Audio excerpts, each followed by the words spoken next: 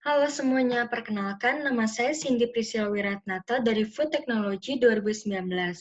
Hari ini saya akan mempresentasikan mengenai topik Motivating Employees dalam perusahaan PT Astra Honda Motor.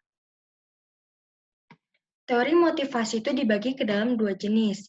Yang pertama ada Early Theories of Motivation. Di sini terbagi ke dalam tiga. Yang pertama ada Maslow's Hierarchy of Needs. Di sini dibagi lagi menjadi 5.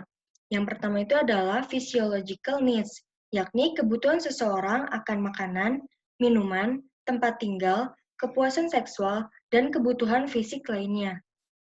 Fasilitas yang diberikan untuk karyawan cukup banyak, baik dalam bentuk barang ataupun jasa, seperti mobil, inventaris, untuk jabatan manajer ke atas, lingkungan kerja yang nyaman, yakni dengan disediakan kursi kerja yang nyaman, AC, dan alat tulis kantor yang memadai.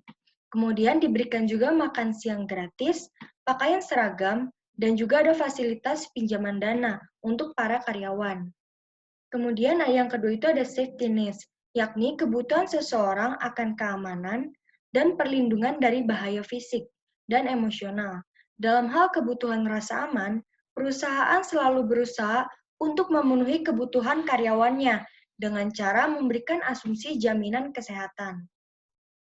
Yang ketiga ada social needs, yakni kebutuhan seseorang akan kasih sayang, rasa memiliki, penerimaan, dan persahabatan.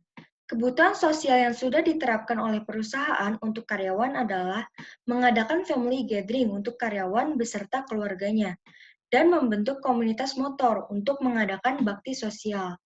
Yang keempat ada esteem needs, yakni kebutuhan seseorang akan faktor internal, seperti harga diri, otonomi, dan prestasi, dan faktor eksternal seperti status, pengakuan, dan perhatian. Perusahaan telah menerapkan sistem pemberian penghargaan, mulai dari penilaian kerja dan masa kerja atau di bidang inovasi.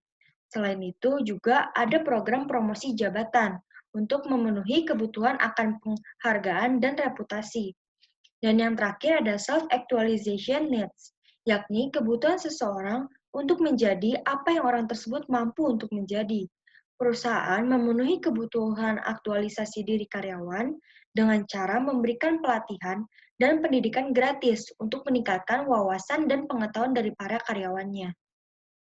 Kemudian ada juga McGregor's Theories X and Y. Teori X ini memiliki asumsi bahwa karyawan tidak menyukai pekerjaan, malas, menghindari tanggung jawab, dan harus dipaksa untuk bekerja. Perusahaan memiliki tahapan dan prosedur dalam menanganinya, yang dimulai dari peringatan lisan berupa teguran yang biasanya diberikan pada setiap internal divisi, di mana kepala divisi akan menegur anggotanya yang melanggar peraturan. Kemudian, peringatan tertulis yang kedua adalah berupa surat peringatan SP1, SP2, dan SP3 dan diberikan langsung oleh HRD perusahaan PT Astra Honda Motor kepada karyawan yang sudah melanggar peraturan berulang kali.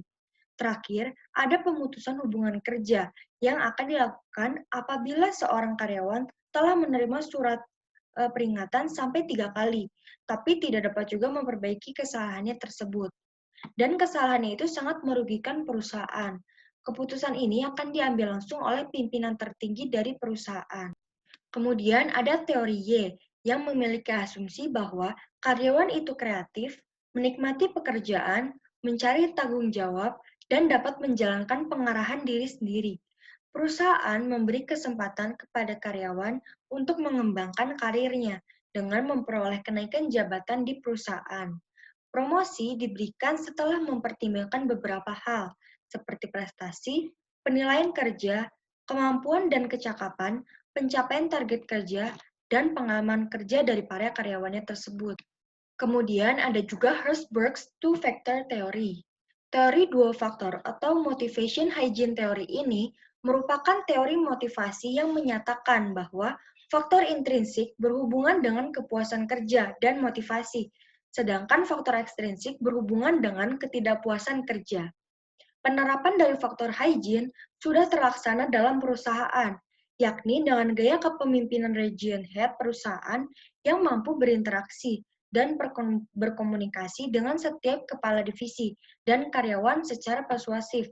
serta adanya fasilitas coaching counseling yang dilakukan setiap 2 bulan, yang dilakukan dengan cara face-to-face communication antara satu persatu karyawan, atau dengan fasilitas pesan elektronik melalui email atau untuk menerima kritik dan saran dari para karyawannya.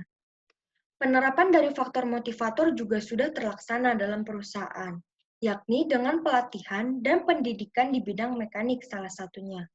Dan sudah terbukti berhasil dengan melihat semangat karyawan yang antusias dalam mengikuti pelatihan-pelatihan tersebut. Pimpinan perusahaan menawarkan sarana dan prasarana dalam menyalurkan kreativitas dan inovasi karyawannya, serta pimpinan dari perusahaan fokus dalam memberikan anggaran dana untuk memberikan penghargaan dan apresiasi atas kinerja dari para karyawannya. Yang kedua itu ada Contemporary Theories of Motivation. Di sini kebagi lagi ke dalam 3.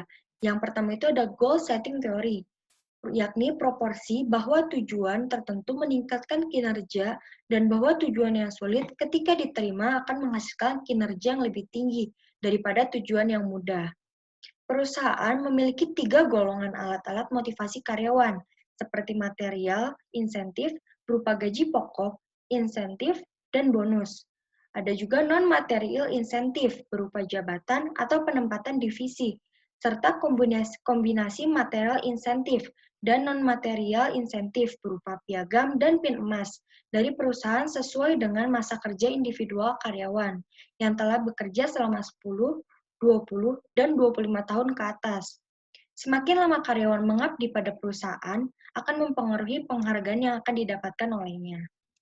Kemudian ada designing motivating jobs. Di sini kebagi ke dalam 5, yakni desain pekerjaan, yakni cara tugas digabungkan untuk membentuk pekerjaan yang lengkap. Lingkup pekerjaan, yakni jumlah tugas berbeda yang diperlukan dalam suatu pekerjaan dan frekuensi pengulangan tugas tersebut. Kemudian ada pembesaran pekerjaan, yakni perluasan horizontal dari pekerjaan yang terjadi sebagai akibat dari peningkatan ruang lingkup pekerjaan.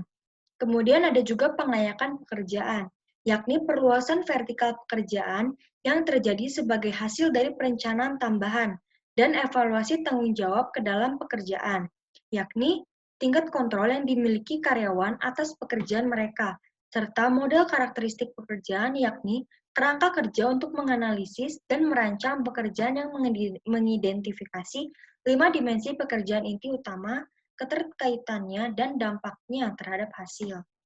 Di sini perusahaan memiliki pembagian pekerjaan yang jelas. Ada kepala wilayah yang bertanggung jawab di masing-masing wilayah kerja yang telah ditemukan. Kemudian ada Chief Marketing Officer, Admin and Finance, serta Honda Customer Care Center. Seluruhnya memiliki peran masing-masing dalam mewujudkan visi dan misi dari perusahaan. Kemudian ada equity theory, yakni teori bahwa seorang karyawan membandingkan rasio input hasil pekerjaannya dengan rasio input hasil pekerjaannya dengan orang lain yang relevan dan kemudian mengoreksi setiap ketidaksetaraan. Di sini perusahaan memberikan reward atau penghargaan, kenaikan gaji atau promosi jabatan karyawan yang bersangkutan, serta pemberian bonus karyawan untuk membantu karyawan dalam meningkatkan prestasi kerja serta mengoptimalkan kinerja dari para karyawan. Kemudian, current issues in motivation ini ada 5. Yang pertama ada flexible work or job schedules.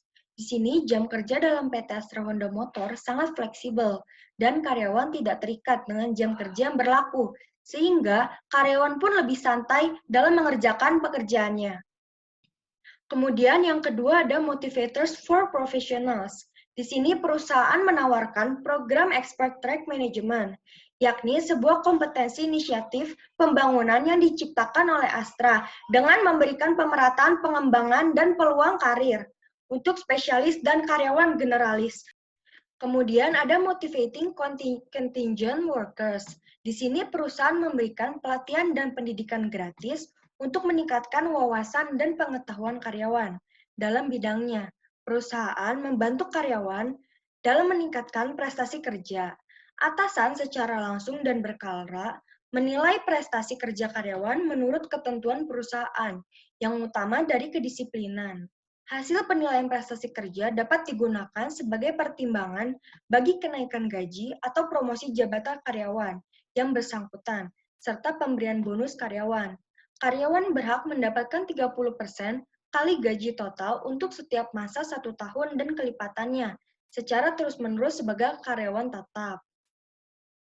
Kemudian ada motivating low-skilled, minimum wage employees.